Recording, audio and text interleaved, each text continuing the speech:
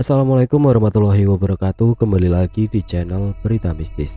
Untuk kisah kali ini masih ada sebuah lanjutan cerita dari kisah yang sebelumnya. Sebuah kisah yang diambil dari Twitter, dari tulisannya akun yang bernama Banyu Biru. Dan untuk kisahnya yaitu sebuah kisah yang berjudul Juragan Pesugihan. Sebelum kita masuk ke ceritanya, tekan dulu tombol like video ini dan jangan lupa tekan juga tombol subscribe channel ini. Dan nyalakan juga lonceng notifikasinya agar tidak ketinggalan cerita-cerita baru dari channel ini. Dan bagi teman-teman yang ingin membaca langsung ceritanya, nanti silakan saja kunjungi linknya yang nanti akan saya sertakan di kolom deskripsi. Dan seperti apa untuk kelanjutan kisah ini? Langsung saja kita simak berikut ini.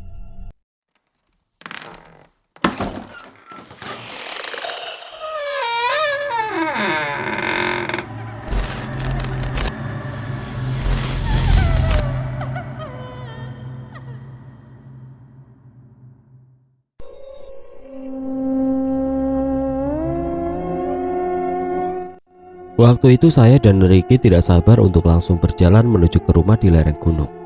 Kami harus melewati jalan setapak yang licin dan sedikit berlumpur. Hampir di sepanjang jalan itu ditumbuhi oleh rumput gelagah. Rumput ini tumbuh subur hingga memiliki tinggi sekitar 3-4 meter.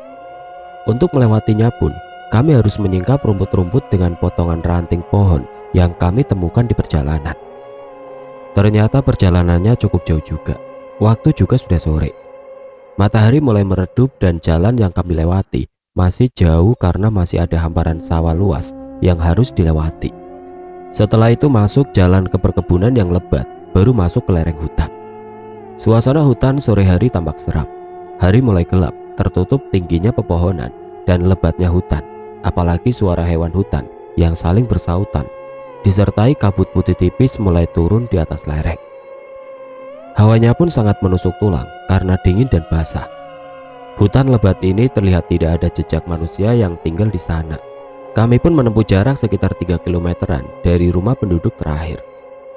Sepanjang perjalanan, dengan penglihatan gaib, kami sepertinya sedang diawasi oleh makhluk-makhluk tidak kasat mata yang teramat banyak. Saya sedikit merinding dan tidak mau jauh dari Ricky. Tidak tahu kenapa, tiba-tiba saya merasa mual seperti ada yang menusuk-nusuk perut saya. Saya tetap jalan sambil menahan rasa mual tersebut. Saya terus memegangi perut yang tidak bisa lagi berkompromi. Wah. Saya menepi ke bawah pohon pinus dan mengeluarkan semua isi perut. Lega sekarang. Ada apa, Van? Kamu udah apa-apa? Udah apa-apa, Rick? Gua masih kuat, ayo naik lagi. Ternyata semua yang saya rasakan itu adalah sambutan dari penjaga hutan. Sambutan yang tidak menyenangkan. Saya dan Ricky mulai lebih berhati-hati dari sambutan-sambutan yang menyeramkan seperti tadi. Kami berjalan dengan penuh kehati-hatian. Sebelah kanan dan kiri saya terlihat jelas banyak makhluk gaib yang sedang memperhatikan. Sesekali ada anak kecil lari-larian, kemudian lenyap tidak tentu arah.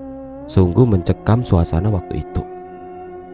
Pancaran kuning sinar matahari semakin memerah, pertanda ia akan segera menuju peraduannya di sela-sela lebatnya hutan. Sedikitnya cahaya yang menyinari hutan ini menjadikan tempat favorit untuk tinggal bagi hewan seperti penyedot darah. Tiba-tiba terlihat ada sosok wanita dengan pakaian serba putih duduk terdiam di atas pohon dengan rambut terurai panjang menutupi wajahnya. Dia terus-terusan menatap ke arah kami. Wih, semakin membuat saya tidak berani lagi menoleh ke kanan dan ke kiri. Saat kami berjalan kaki, terlihat dari jauh rumah seperti yang digambarkan bapak yang kami titipi motor tadi mulai terlihat jelas. Kami sedikit lega karena tujuan kami sudah terlihat. Sekitar pukul 5 lebih sebelum maghrib atau surup, kami sampai di rumah Mbak Parmin. Orang tua kita dulu bilang kalau surup-surup tidak boleh keluar rumah, nanti ketemu Candi Olok. Waktu Candi Olok yaitu ketika matahari mulai terbenam, siang akan berganti malam. Pada waktu Candi Olok, para pedagang menutup tokonya. Para pengembala memasukkan ternaknya. Dan lain sebagainya, semua kegiatan dihentikan.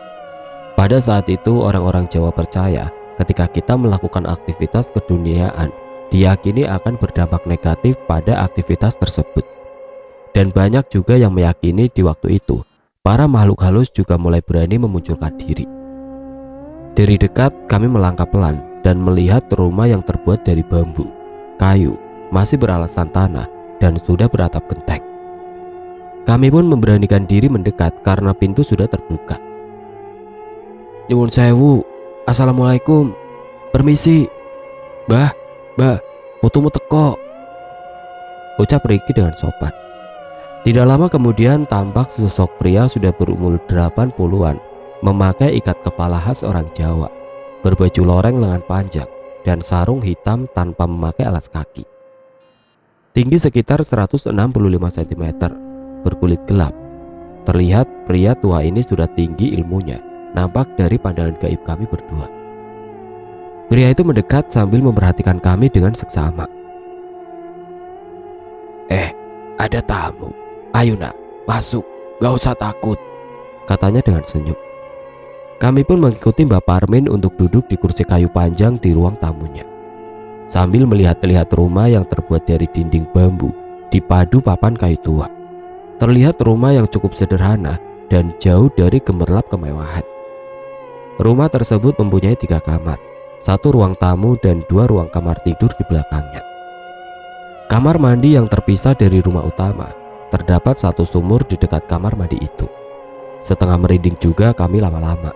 Bagaimana tidak, rumah itu hanya sendirian, berdiri di tengah hutan dengan tumbuhan dan dikelilingi semak-semak yang sangat rimbun, tanpa ada tetangga satupun. Dan kalau malam, hanya diterangi lampu seadanya. Lampu ublik atau lampu yang berbahan bakar dari minyak tanah, sebagian masih tertempel di beberapa tiang utama, dan ada yang di atas meja. Ada apa nak? Jauh-jauh ke sini. Kamu asli mana? Tanya Mbak Parmin sambil mencoba berjabat tangan dengan saya dan Riki. Tidak ada apa-apa mbah. Ini loh, saya mau tanya, mbah punya peliharaan makhluk apa? Tanyaku pelan sambil menunjukkan botol yang berisi tuyul. Sebenarnya Mbak Parmin sudah tahu dan mengerti maksud dan tujuan kami berkunjung ke rumahnya.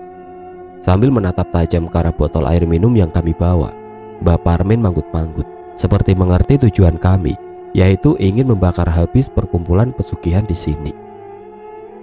Tatapan matanya menunjukkan rasa tidak terima atas apa yang akan kami lakukan. Namun Mbak Parmin bisa menyimpan kemarahan itu dari kami. Loh, kok bisa sampai di kamu anak itu? Tanya si Imbas setengah kaget. Inggih mbah, panjang ceritanya, jawabku.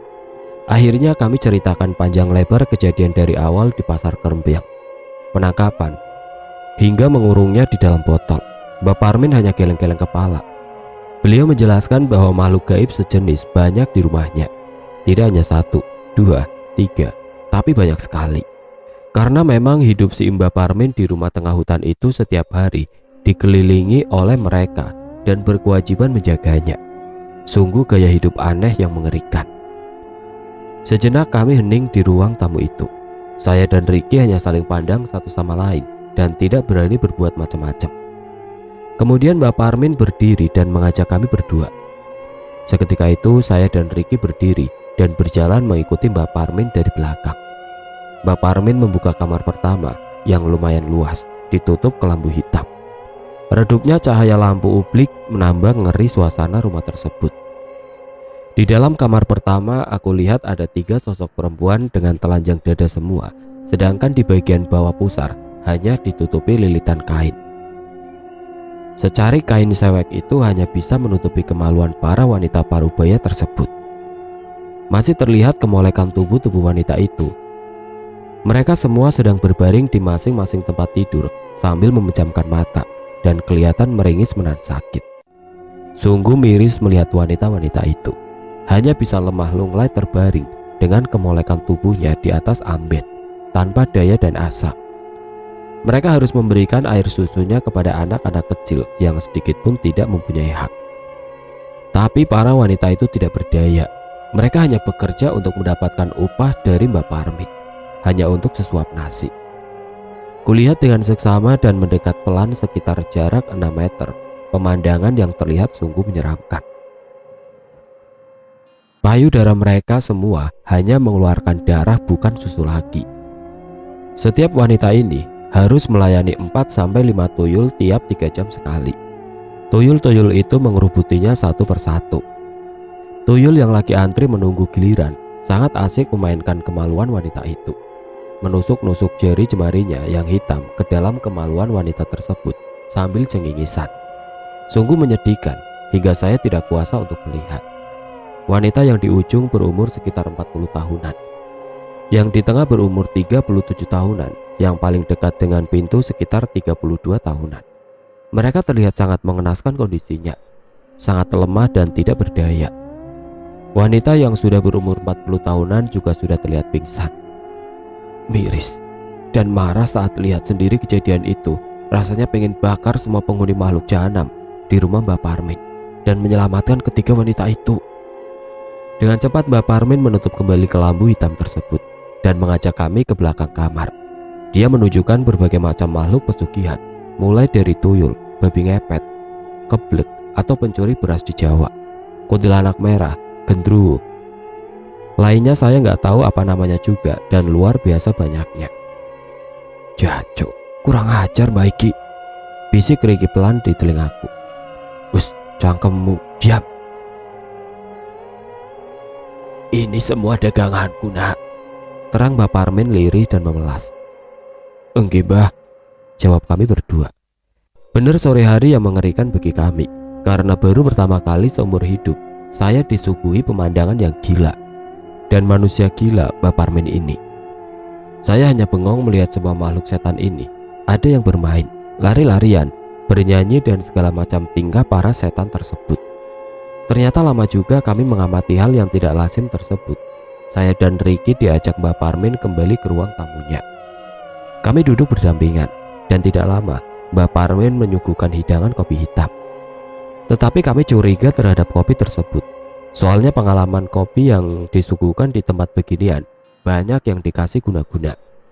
Dengan memecah keheningan di ruang tamu, Mbak Parmin membuka obrolan dengan mempersilahkan kepada kami berdua untuk meminum kopi hitam yang telah disajikan. Saya sama Riki hanya diam dan mengangguk pelan saja. Kami berdua sama-sama kembali menyulut rokok gigi kesukaan. Mbak Parmin juga terlihat membakar rokok lintingan dari penutup jagung, sekedar untuk mencairkan suasana yang tegang sejak kedatangan kami. Le, aku minta tolong, jangan marah. Ini usahaku nak. Perempuan 3 yang di dalam kamar belakang tadi itu, tadi ya kerja ikut aku. Ya tak bayar tiap bulan nak. Ini memang usahaku dari dulu, jelas Mbak Parmin. Terus mau Mbak gimana? Tanya Riki dengan nada kejut. Sebentar nak, tak ceritai awalnya, jawab Mbak Parmin. Silakan Mbak. Kemudian Mbak Parmin mulai bercerita tentang hal perdagangannya.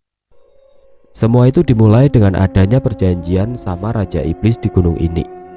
Perjanjianku memakai tumbal berupa kepala hewan, biasanya kepala kerbau, kepala sapi, atau kepala kambing. Itu juga tidak pasti. Tiap tahun permintaan sang Raja Iblis itu beda-beda yang diminta, tapi tidak ada tumbal yang memakai manusia. Saya jadi pengen tahu seperti apa Raja Iblis itu. Saya penasaran banget. Setelah Mbak Parmin selesai bercerita singkat, saya minta tolong untuk bisa dipertemukan dengan Raja Iblis, junjungan Mbak Parmin. Kemudian Mbak Parmin terdiam sambil komat kamit sendiri, layaknya orang yang sedang berkomunikasi. Kami berdua sabar menunggu hingga Mbak Parmin mempersilahkan untuk menemui Raja junjungannya. Saya kasih isyarat ke Riki untuk menemui Raja Iblis dengan meraga sukma, karena yang akan kami temui adalah makhluk gaib. Artinya, hanya sukma kami yang pergi, sedangkan raga tetap di tempat Mbak Parmin. Kami terdiam sementara untuk melepas sukma ini. Intinya kami ingin mencari siapa iblis itu sebenarnya. Jika mata batin indera keenam sudah terbuka dengan sendirinya, dengan mudah kita melakukan hal itu. Kita bisa melakukan perjalanan tubuh halus ini. Untuk meraga sukma juga harus dibutuhkan latihan dan harus ada gurunya, terkecuali bawaan lahir atau anugerah yang didapat dari Tuhan. Istilah keagamaan adalah ilmu laduni, ilmu yang langsung dari Sang Pencipta tanpa belajar dari manusia. Sukma saya dan Riki melayang dengan cepat menuju ke puncak gunung dan masuk ke dalam kerajaan Raja Iblis yang terlihat sangat besar. Saat itu saya sama Ricky langsung berada di depan pelataran singgasana Raja Iblis. Raja Iblis gunung ini mempunyai badan besar dan tinggi, kulit berwarna merah menyala, mukanya seperti kuda bertanduk dua, panjang, berjambang warna merah. Hidung yang besar dengan tatapan mata merah tajam. Raja Iblis juga membawa trisula berwarna kuning kemerahan menyala, seakan ada api di sekelilingnya. Raja Iblis ini hanya memakai celana pendek khas Raja Jawa dan selempang warna hitam di punggungnya. Di pergelangan tangan dan kakinya terdapat gelang emas, serta mahkota khas raja di atas tanduknya dan tanpa alas kaki. Hal ini memang terlihat mengerikan sekali, tapi semua ini hanya terlihat di alam gaib saja. Raja Iblis didampingi oleh banyak permaisuri yang cantik-cantik dan para pengawal kerajaan yang kelihatannya tangguh dan kuat. Para budaknya juga sangat banyak. Kelihatannya seperti manusia yang pernah membuat perjanjian dengan Raja Iblis, sehingga para manusia itu harus rela menjadi tumbal dan mengabdi kepada Raja Iblis selamanya. "Hai anak manusia, berani-beraninya kau masuk ke istanaku," bentak Raja Iblis. "Kenapa harus takut sama makhluk macam lu, setan?" jawab Ricky dengan pedenya. "Ada perlu apa kamu datang kemari? Cepat katakan," bentaknya marah.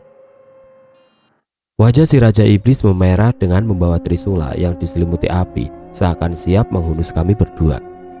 Para pengawal raja pun bersiap-siap menghunus senjata tombaknya masing-masing dan tinggal menunggu perintah. Saya mulai takut.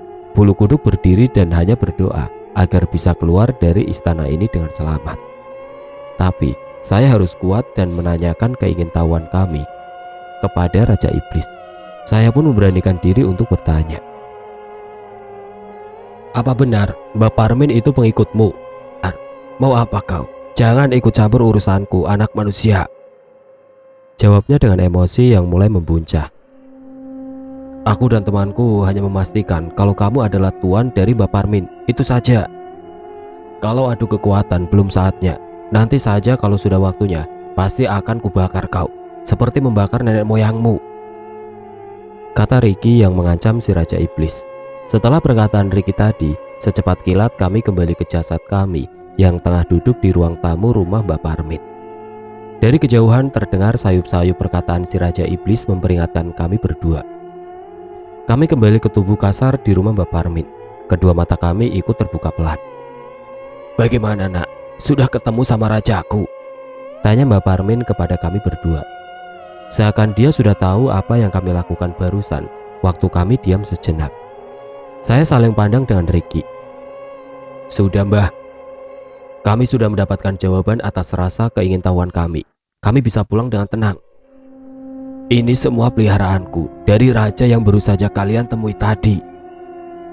Kalau kerjaku bagus 20 tahun ini nak, kontrak sama rajaku tadi akan selamanya," ucap Mbak Parmin dengan bangga dan meyakinkan kami. Selama ini Mbak Parmin sudah menjual banyak sekali peliharaannya kepada manusia dengan satu tujuan, yaitu kaya. Manusia tersebut adalah makhluk yang tidak bisa bersyukur dengan apa yang telah diberikan oleh Allah Subhanahu wa Ta'ala. Mereka selalu kurang hingga menghalalkan segala macam cara, bahkan sampai menggadaikan imannya. Saya menanyakan kepada Mbak Parmin, sebenarnya bagaimana cara untuk mendapatkan tuyul peliharaannya. Menurut Mbak Parmin, syarat untuk memboyong tuyul tidaklah terlalu sulit. Pertama, dia harus sanggup menyediakan wanita yang bisa menyusui tuyul tersebut. Kedua, rumahnya nanti harus selalu dicat dengan warna cerah dan ngejreng. Dan ketiga, dia harus membayar uang mahar yang bervariasi dari 1,5 juta untuk tuyul yang kelas rendahan sampai dengan puluhan juta untuk tuyul kelas atas, karena hasil yang didapatkan tuyul tersebut juga berdasarkan kelasnya. "Itu penjelasanku supaya kamu ngerti, tapi kamu gak usah ikut-ikutan. Aku ngerti kalau tujuanmu kesini bukan untuk itu." "Enggak Mbah." Rumah Mbak Parmin mulai ramai. Bukan manusia tapi makhluk lain penghuni malam. Peliharaan Mbak Parmin mulai menampakkan diri dan sibuk dengan dirinya sendiri. Ada yang menatap saya dengan penuh curiga, saling bercanda dengan teman sejenisnya, dan di pojok sosok kuntilanak terdiam dengan rambut terurai panjang menutupi sebagian wajahnya. Pemandangan yang cukup menyeramkan. Suara binatang malam terdengar saling bersaut-sautan, membuat bulu kuduku mulai berdiri. Ayo Rick, kita kembalikan saja. Ricky bergegas mengambil botol bekas air minum dan meletakkannya di atas meja. Sudah Mbah, ini peliharaan Mbah kan? Kami berdua mau menyerahkannya, tapi ada beberapa syarat. Saya pegang botol yang di atas meja tadi sambil melihat ke dalamnya. Ternyata tuyul Andre terlihat sumringah karena mau kembali ke tuannya. Saya dan Ricky dari awal sudah merencanakan untuk menyerahkan tuyul tersebut dengan beberapa syarat. Dengan syarat itu, kami berharap Mbak Parmin tidak lagi sembarangan melepas peliharaannya. Apa itu nak? Peliharaan Mbak jangan ada yang beroperasi di kecamatanku. Syarat yang lain nanti saya minta kalau ada waktu kesini lagi. Ucapku dengan enteng meski dengan sedikit takut. Saya sangat kasihan dengan orang-orang di lingkungan kecamatan saya yang harus berjibaku untuk mencari nafkah. Pagi hingga siang, siang hingga malam, bahkan malam hingga pagi. Susah payah memeras keringat digunakan untuk mencari uang. Namun tuyul Andre dengan mudahnya mengambil yang bukan haknya tanpa harus mengeluarkan keringat. Kondisi itu yang membuat kami prihatin, serta tidak mau ada lagi kejadian seperti yang ada di pasar Krempeng. Sudah, kejadian itu yang terakhir. Kecamatan kami harus bebas dari tuyul. Iya nak, kalau mau kamu begitu, jawab Mbak Parmin menyanggupi. Saya berpikir, kegiatan jual beli setan ini sudah menjadi profesi Mbak Parmin. Sudah berapa orang beli dan transaksi di sini? Sudah berapa manusia yang disesatkan oleh setan-setan ini? Saya sendiri tidak tahu. Semoga itu hanya sebatas pertanyaan di dalam benak saya. Kalau saya sama Ricky menghancurkannya sekarang juga kasihan. Toh cari kerjaan sekarang juga nggak gampang untuk manusia seumuran Mbak Parmin dan juga wanita yang di belakang tadi. Demi mencari sesuap nasi, cara yang aneh dihalalkan. Padahal manusia tidak kekal. Saya juga bingung mau gimana caranya menghentikan semua ini. Tapi saya juga bukan pahlawan. Kami berdua dari awal masuk hanya memandangi kopi yang disuguhkan, tanpa berani meminumnya karena masih khawatir apa yang akan terjadi. Mbah, syarat yang lain, nanti kalau kesini lagi saya akan sampaikan, kata Ricky mengulangi perkataan saya tadi. Aku hanya bisa termenung memikirkan syarat kedua, ketiga dan seterusnya. Karena sebenarnya saya dan Ricky tidak ada niatan apa-apa, hanya ingin mengembalikan si tuyul Andre. Namun untuk menghadapi orang semacam Mbak Parmin, saya dan Ricky harus jeli, penuh siasat dan tatak. Tatak maksudnya pede dan berani, sehingga tidak terlihat takut. Syarat jadi siasat. Oh ya, gak apa-apa nak, asal tidak terlalu berat syaratnya nanti dan tidak mengganggu usahaku ya, jelas Mbak Parmin. Saya hanya bisa mengangguk saja tanda setuju untuk tidak membuat syarat-syarat yang berat. Usaha Mbak Parmin yang menyesatkan manusia ini ternyata berkembang dengan pesat. Tiap hari tidak kurang 2 manusia sesat datang untuk menjalin perjanjian syirik dengan Raja Iblis dengan perantara Mbak Parmin. Zaman sudah digital, namun tingkah manusia makin tradisional. Semuanya karena buta akan harta duniawi. Meskipun ramai pengunjung, Mbak Parmin tetap sekali-kali mengeluh kalau dagangannya juga pernah sepi. Alhamdulillah sepi, jadi makin sedikit manusia yang tersesat. Gak diminum nak kopinya? Tanya Mbak Parmin dengan tangan menunjuk hidangan yang sudah disediakan.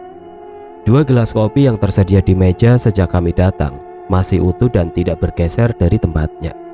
Kopi sudah mulai dingin dan malam beranjak larut. Kami memutuskan untuk tidak meminum kopi tersebut karena takut kalau ada apa-apanya. Kami harus pamit. Sejenak kami menghabiskan rokok lalu bersiap-siap pulang. Sambil melirik ke dalam, saya masih bisa melihat para setan itu sedang bermain-main layaknya anak-anak. Raut muka Ricky juga tampak sangat kesal malam itu. Bah, saya pamit pulang dulu, kataku sambil menjabat tangan pria tua itu. Ricky pun ikut menyalaminya. Iya nak, hati-hati di jalan, jawab Mbak Parmin. Kami melangkah keluar rumah dan berjalan dari tengah hutan yang menyeramkan. Namanya jalan di hutan, terus maju tanpa menoleh ke samping kanan dan kiri. Kami bercepat jalan di tengah hutan itu karena sayup-sayup. Pelan terdengar alunan suara gamelan yang semakin dekat. Kami terus berjalan menyusuri jalan setapak yang licin dan penuh ilalang. Brak! Ricky yang berjalan di depan saya terpeleset. Jalan setapak yang licin ditambah dengan suara-suara asing yang menyeramkan dan membuat kami tidak fokus. Saya pelan-pelan membantu Ricky untuk bangun dan meneruskan kembali perjalanan kami turun. Makin lama daerah semakin tidak beres. Mungkin semua orang yang ada di daerah ini aneh-aneh. Selama perjalanan kami serasa ada yang mengikuti dari belakang, tapi saya tidak peduli dan tidak mau ambil pusing. Kami tetap melajukan motor ini sampai ke rumah Ricky. Sesampai di rumahnya, saya istirahat sebentar untuk minum dan menghilangkan lelah karena perjalanan jauh. Setelah itu aku pun pulang ke rumahku untuk istirahat dan melanjutkan kegiatan di hari esok. Keesokan paginya aku sudah bisa menghirup udara di rumahku sendiri. Hati terasa senang dan bahagia tanpa memikirkan dagangan Bapak Armin yang terkutuk itu. Saya jalan-jalan di depan rumah menikmati segarnya udara pagi hari, sambil melakukan pelenturan tubuh agar tidak merasa kaku dan cepat lelah. Selesai kegiatan di pagi itu, saya kembali ke dalam rumah. Bunyi suara HP di dalam kamar saya. Wah, itu suara HP saya. Ternyata telepon dari Ricky. "Jancuk, Van. Aku tidak bisa bangun," rintih Ricky di dalam telepon. "Jagoan kok cemen. Kesini Ondes, tolongin temenmu ini." "Iya ya, aku berangkat." Pagi itu saya langsung pergi ke rumah Ricky untuk melihat keadaannya. Saya tetap naik motor jadul sendirian. Sampai di rumah Ricky, kelihatan rumahnya masih sepi. Para penghuninya belum ada yang kelihatan di luar rumah. "Assalamualaikum. Assalamualaikum. Assalamualaikum." Salamku yang cukup lama di teras depan rumah Ricky. "Waalaikumsalam," jawab ibunya Ricky dengan membukakan pintu ruang tamunya. "Nak Fandi, cari Ricky ya?" "Iya Bu." "Langsung masuk aja Van, itu Ricky lagi sakit di kamar." Kemudian saya langsung ke kamar Ricky tanpa basa-basi lagi. Pagi itu Ricky terlihat terbaring di tempat tidurnya sambil menahan sakit. Dia berselimut setengah badan, badannya menggigil. Bibirnya tidak henti-hentinya mengeluh karena sakitnya. "Hei Rick," sapa aku dengan berjalan dan langsung duduk di kursi samping tempat tidurnya. Lu Van, kok cepet datangnya?" tanyanya sambil menahan sakit. "Iya, tadi gua ngebut kesininya." "Gimana ceritanya lu bisa kayak gini Rick?" "Kemarin kan cuma jatuh kepleset doang." Kemudian Ricky cerita kalau dia tidak bisa bangun dari tempat tidurnya selain kakinya yang terpeleset tadi malam. Semalam ia merasa bermimpi didatangi Raja Iblis pesugihan. Dia merasa diikat dan dihajar malam itu. Mungkin itu benar-benar ulah Raja pesugihan atau Mbak Parmin, kami pun tidak tahu. Atau ini hanya sebagai peringatan yang disampaikan Raja Iblis semalam. Siang itu saya yang masih di kamar Ricky langsung pamit ke rumah pembimbing kami. Saya berangkat sendiri waktu itu karena Ricky tidak memungkinkan untuk saya ajak. Saya ke rumah sang pembimbing untuk minta doa dan solusi atas keadaan Ricky tadi malam. Sebut saja pembimbing kami namanya Abah Soleh. Rumah orangnya cukup dekat dengan saya. Pembimbing kami ini hanya sebagai membimbing dan penasehat atas kelebihan kami. Waktu saya sampai di rumah pembimbingku, suasananya sejuk dan juga sepi. "Assalamualaikum." Salam saya dengan mengetuk pegangan pintu gerbang besi rumahnya. "Waalaikumsalam," jawab Abah Soleh dari dalam. Nak Fandi, masuk saja, tidak dikunci gerbangnya," jawab Abah Soleh yang sudah berdiri di teras. "Maaf Bah, saya mengganggu," kataku serta menjabat tangan beliau. "Gak apa-apa nak, sebenarnya ada apa? Kok tiba-tiba kesini tanpa kabar-kabar dulu?" kata Abah Soleh disertai tangannya yang merangkul saya, mengajak duduk di terasnya. "Gini Bah, Ricky sekarang sakit di rumahnya." "Sakit apa nak?" tanya Abah Soleh. Waktu itu aku ceritakan kejadian saya dan Ricky menemukan tuyul itu, sampai akhirnya Ricky sekarang sakit. Beliau hanya mengangguk-anggukkan kepala seakan sudah memahami apa yang kami hadapi. Beliau langsung mengambil botol air kemasan dan mendoakannya saat itu juga. "Oh, ya sudah, ini kamu kasih ke Ricky ya. Mudah-mudahan dia cepat sembuh. Tapi ingat, jangan ganggu urusan orang lain, karena itulah jalan yang dipilih Bapak Armin," jelas Abah Soleh. "Iya Bah." Waktu itu saya langsung pulang ke rumah Ricky untuk mengantar air yang didoakan dan pesannya Abah Soleh. Sesampainya di rumah Ricky, saya langsung menyuruh dia untuk meminumnya dan mengoleskan ke seluruh bagian yang sakit. Saat kami berdua, saya sampaikan pesannya Abah Soleh ke Ricky untuk tetap sabar dan tidak mencampuri urusan orang lain. Setelah kejadian siang itu, 3 hari kemudian Ricky sudah sembuh dari sakitnya. Kami berpikir inikah penyesat manusia yang mencari jalan pintas untuk kekayaan tanpa mau bekerja keras. Fenomena di negeri kita tercinta sampai kapan akan berlanjut? Tapi Mbak Parmin juga tidak mau disalahkan, karena di sini hukum ekonomi berlaku bagi dia. Di mana ada permintaan, di situ Mbak Parmin menyediakan. Kekayaan yang didapat dari pesugihan dan semacamnya sama halnya mengambil rezeki dari anak keturunan kita. Dan setelah tiada pun, para penyembah setan atau para pencari kekayaan jalan pintas akan menjadi budak abadi mereka. Maka kita harus selalu kepadanya, kepada Tuhan kita yang esa, yang maha kaya dan maha segalanya, karena suatu saat ajal pasti akan menjemput kita. Saya dan Ricky memang harus introspeksi diri sebelum menilai orang lain. Kami juga akhirnya tidak mau ikut campur dengan urusannya. Mulai saat itu, kami putuskan tidak lagi berhubungan, mencampuri urusan dengan Mbak Parmin.